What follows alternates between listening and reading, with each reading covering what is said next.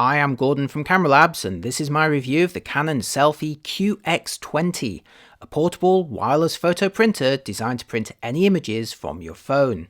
Launched in late 2024, it replaces the QX10 from almost 5 years earlier. It's available in red, white or grey, and costs around $150 or £125, while each print works out about 75 cents or pence each. Major upgrades over the QX10, not to mention Fujifilm's rival Instax models, include the option to make borderless prints right up to the edges of the paper, or at least 3 of those edges, as well as the ability to make either credit card or square-shaped prints.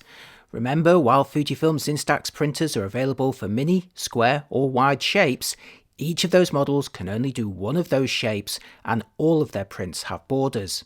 And unlike Instax, Canon's paper sheets for the printer are also sticky backed, allowing them to be used as labels or stickers, and as I'll show you in a moment, you can also add shiny transparent effects. While the sticky backs and shiny coatings were already possible with the earlier QX10, it's the borderless printing and the chance to make 2 different photo shapes that make the new QX20 potentially more compelling overall, so let's see it in action and find out if it's the right portable printer for you.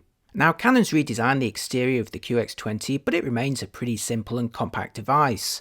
Measuring 102 by 146 by 33mm and weighing 455 grams with its built-in battery, it may be a little longer than the Instax Mini and Square Link printers, but it's similar in width and thickness and equally able to slip into small bags or large pockets. On the front surface is a power button, the only physical control here, alongside lights to indicate charging and status. On one of the short sides is a USB-C port and a lever to open the paper compartment. The USB-C port is for charging the internal battery only and won't support cabled printing. Canon reckons the battery is good for a fairly meagre 20 prints, but I managed more like 30 before it expired. This is still way less than the 150 or so from Instax printers though, and it's a weakness if you intend to use it as a truly portable printer. But you may be able to keep it topped up between prints with a power bank or USB power supply. Like the QX10 before it, the QX20 uses special paper and ink ribbon cartridges, sold in packs to make exactly 20 photos, no more, no less. You cannot use your own paper or ink ribbons here. The XS20L pack contains ink and paper to make exactly 20 square prints, while the XC20L pack contains ink and paper to make exactly 20 credit card size prints. A larger pack to make 60 is also available. Canon's 2 paper formats are pretty similar in size and shape to Fujifilm's Instax Square and Instax Mini, although they use completely different printing processes. Opening the compartment underneath the printer allows you to load up to 10 sheets of paper at a time, and you can see here I've already popped in some of the credit card size stock. Thankfully it's not light sensitive. Small flaps can be flipped up to guide this narrower type of paper, or folded down to accommodate the wider square paper. It will only take these 2 sizes of prints, but that's already double the number that each Instax printer can manage. On one of the long sides is a large flap behind which you'll find the ink cartridge compartment. These slide in one way and contain enough ink for 20 prints, or 60 if you bought that larger pack. The ink cartridges for credit card and square-shaped paper are different though, so switching paper type will also necessitate changing that ink cartridge. While I was able to switch cartridges mid-roll in order to change the paper type, they are pretty delicate and you do run the risk of dust entering and potentially spoiling your remaining prints. So I'd ideally recommend committing to 1 paper size for the full pack of 20 or 60 prints, meaning that you'd only swap the ink cartridge when it needs to be changed anyway. And finally, at the other short side is the slot from which your prints will emerge. Note, while the printer is designed to be used lying on a flat surface, I was also able to print with it on its side or upside down or standing up, giving it similar flexibility to Instax printers. Okay, now let's see the printer in action, and as noted at the start, it'll only print wirelessly from your phone and only using Canon's SELPHY Photo Layout app, and that's available for iOS and Android. I'm using the Android version here on my Galaxy S20 phone. Note that it will not print from a computer or with a USB cable, and there's no memory card slot either, it's just for your phone. If you want greater connectivity, consider the CP1500.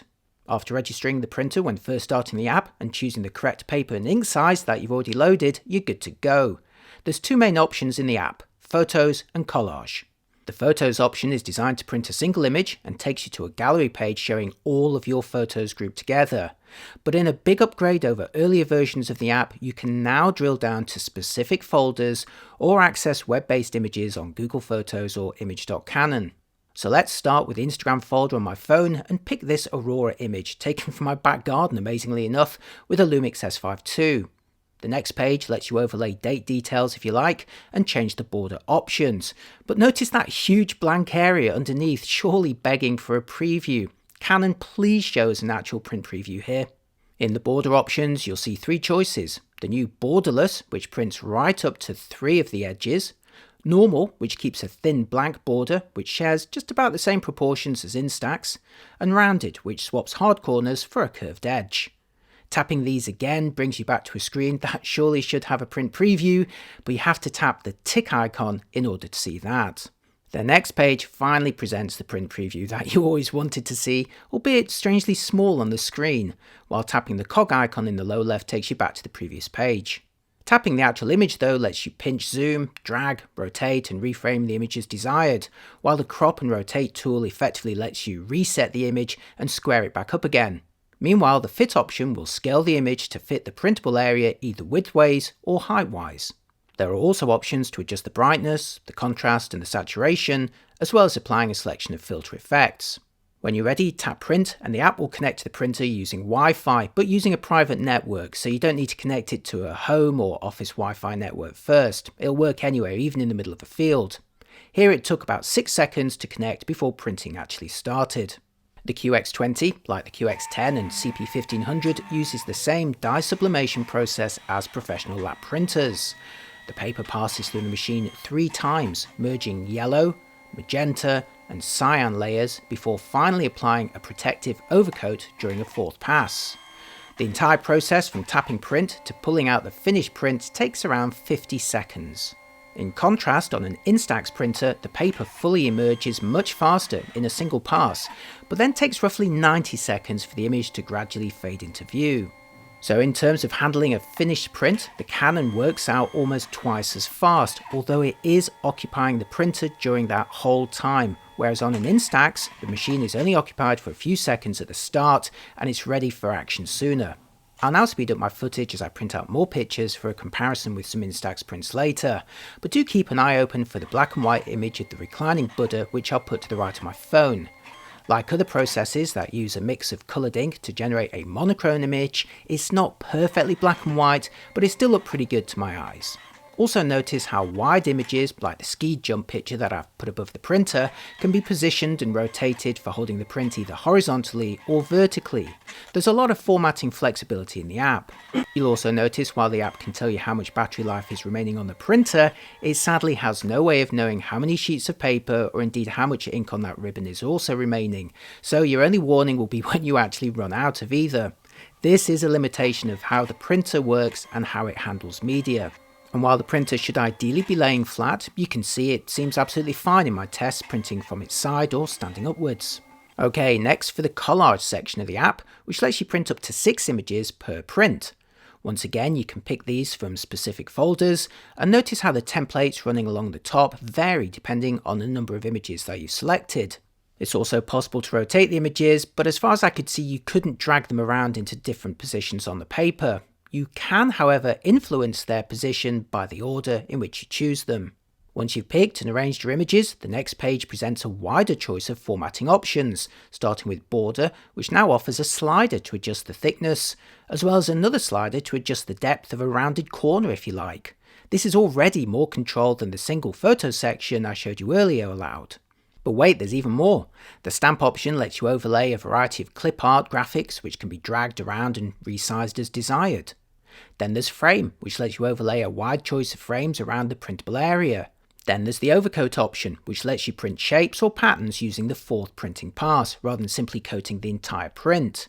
These shapes can be subtle, but look quite nice when they catch the light. There are bolder options too, which use some ink to strengthen the effect. Finally, you can also add text or draw with a free-form paintbrush, so overall a lot more options than you had with the plain print option.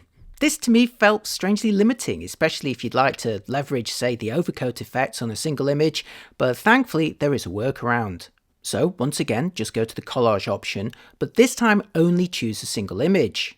Now as you scroll through the different templates, you'll see that the first option fills the paper with that one picture, effectively allowing you to print single photos, but now with the chance to apply any of those effects if desired.